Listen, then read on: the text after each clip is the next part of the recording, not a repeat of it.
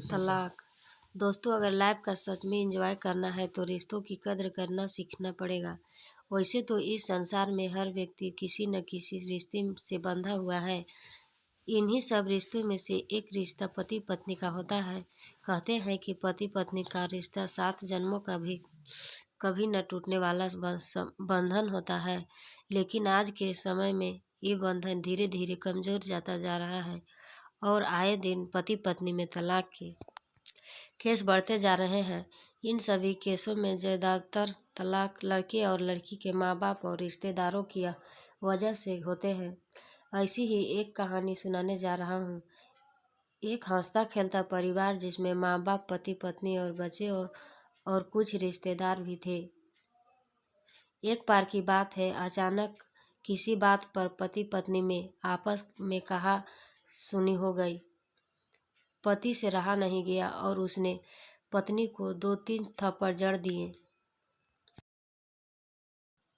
अब पत्नी को भी गुस्सा आ गया और उसने अपना सैंडल उतारकर पति की तरफ फेंका। सैंडल का एक सिर पति के सिर को छूता हुआ निकल गया। मामला तभी रफा दफा हो जाता, लेकिन पति ने इसे अपने तौहीन समझा। रिश्तेदारों में मामला और पेचीदा बना दिया। न सिर्फ पेचीदा बल्कि संगीन। सब रिश्तेदारों ने इसे खानदान की नाक कटना कहा।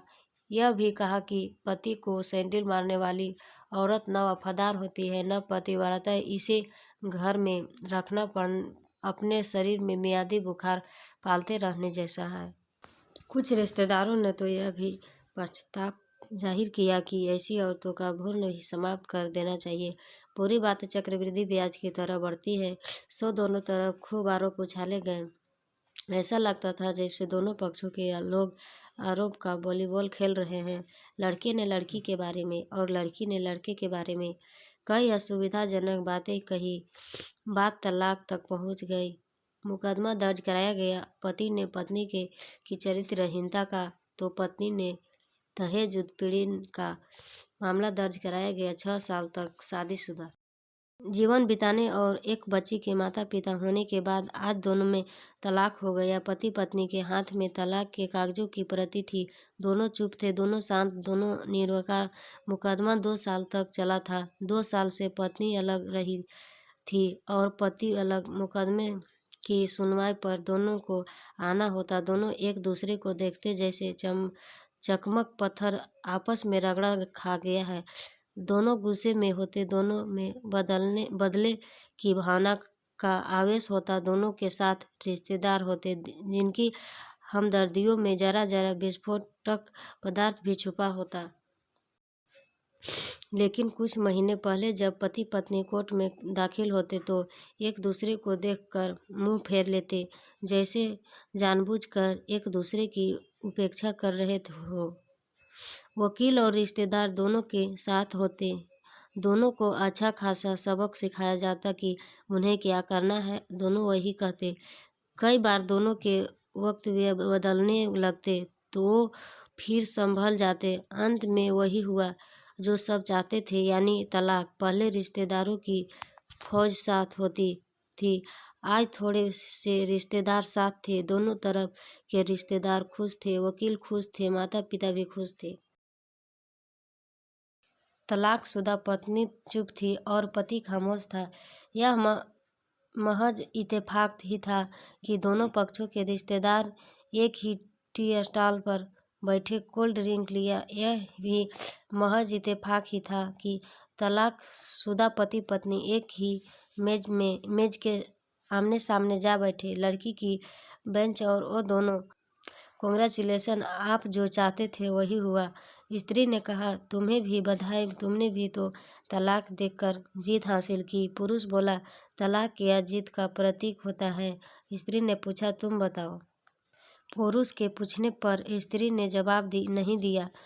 वो चुपचाप बैठी रही। फिर बोली, तुमने मुझे चरित्रहीन कहा था। अच्छा हुआ अब तुम्हारा चरित्रहीन स्त्री से फिर छूटा।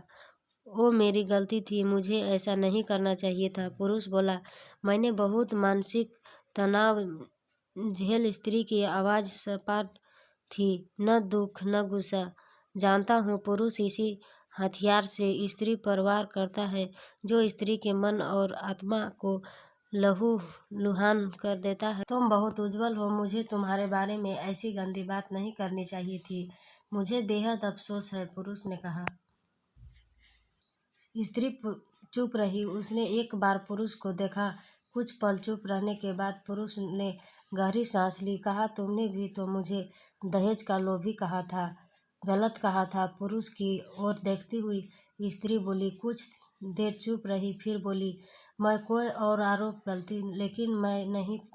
प्लास्टिक के कप में चाय आ गए।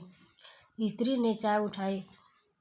चाय जरा सी छलकी। गर्म चाय स्त्री के हाथ पर गिरी। रस्सी की आवाज निकली। पुरुष के गले में उसी क्षण वह की आवाज निकली। स्त्री ने पुरुष को देखा। पुरुष स्त्री को देखे जा रहा था। तुम्हारा कमर दर्द कैसा है? ऐसा ही है, कभी औरान तो कभी कभी फ्लेम। स्त्री ने बात खत्म करनी चाहिए। तुम एक्सरसाइज भी तो नहीं करती, पुरुष ने कहा तो स्त्री फीकी हंस दी। तुम्हारे अस्थमा की क्या कंडीशन है? फिर अटैक तो नहीं पड़े? स्त्री ने पूछा। अस्थमा, डॉक्टर सूरी ने मेंटल स्ट्रेस कम करने को कहा है, पुरुष ने जानकारी दी। स्त्री ने पुरुष को देखा, देखती रही, एकटक जैसे पुरुष के चेहरे पर छपे तनाव को पढ़ रही हो। इन्हेलर तो लेते रहते हो न? स्त्री ने पुरुष के चेहरे से नजरें हटाई और पूछा। हाँ, लेता रहता हूँ, आज लाना याद नहीं रहा, पुरुष ने कहा। तभी आज तुम्हारी सांस उखड़ी उखड़ी सी है, स्त्री ने हमदर्द लहजे में कहा। हाँ, कुछ इस वजह से और कुछ, पुरुष कहते कहते रुक गया। कुछ तनाव के कारण, स्त्री ने बात पूरी की। पुरुष कुछ सोचता रहा, फिर बोला, तुम्हें 4 लाख रुपया देने हैं और 6,000 रुपये महीना भी। हाँ, फिर स्त्री ने पूछा। वसुंधरा में फ्लैट है, तुम्हें तो पता है, मैं उसे तुम्हारे नाम कर देता हूँ। 4 लाख रुपया फिलहाल मेरे पास नहीं है, पुरुष ने अपने मन की बात कही। वसुंधरा वाले फ्लैट की कीमत तो 20 लाख रुपया होगी, मुझे सिर्फ 4 लाख रुपया चाहिए, स्त्री ने स्पष्ट किया। बिटिया बड़ी हो गई, 100 खर्च होते हैं, पुरुष ने कहा। वो तो तुम 6,000 रुपया महीना मुझे देने रहोगी, स्त्री बोली। हाँ, जरूर दूंगा। 4 लाख अगर तुम्हारे पास नहीं है तो मुझे मत देना, स्त्री ने कहा। उसके स्वर में पुराने संबंधों की दर्द थी। पुरुष उसका चेहरा देखता रहा।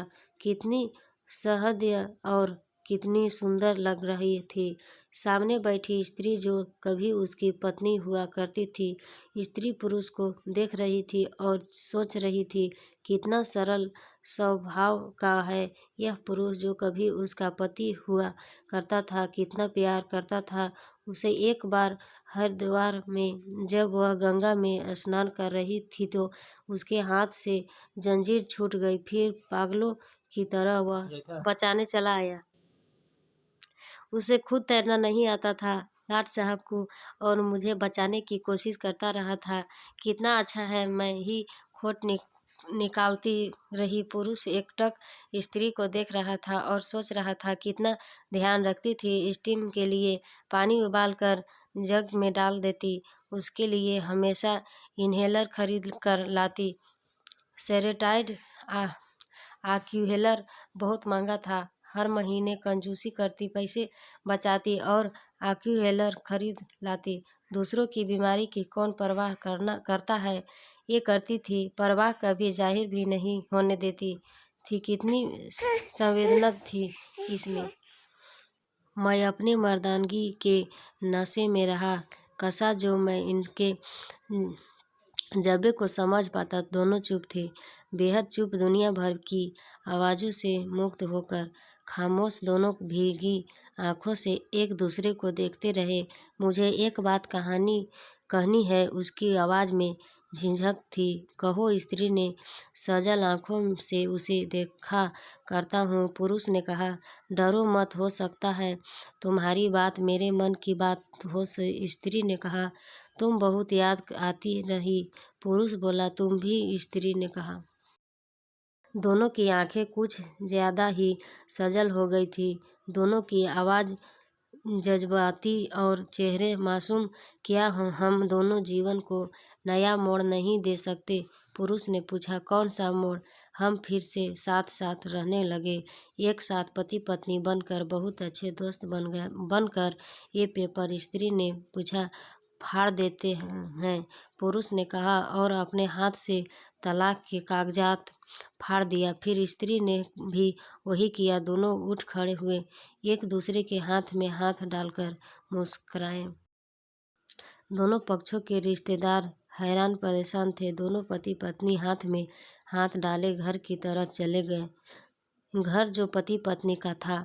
दोस्तों, एक छोटी सी गलती क्रोध इंसान ही हंसती खेलती जिंदगी को नरक बना सकती है, और उसका खामियाजा नाबालिग बच्चों को भी भुगतान पड़ता है। इसलिए इंसान को क्रोध कभी नहीं करना चाहिए, और पति पत्नी और घर के झगड़े आपस में बैठकर ही सुलझा लेना चाहिए। अन्यथा बाहर के लोग आपका फ़ायदा उठाते हैं। यदि ये कहानी आपको अच्छी लगे तो इसे दूसरों तक ज़रूर शेयर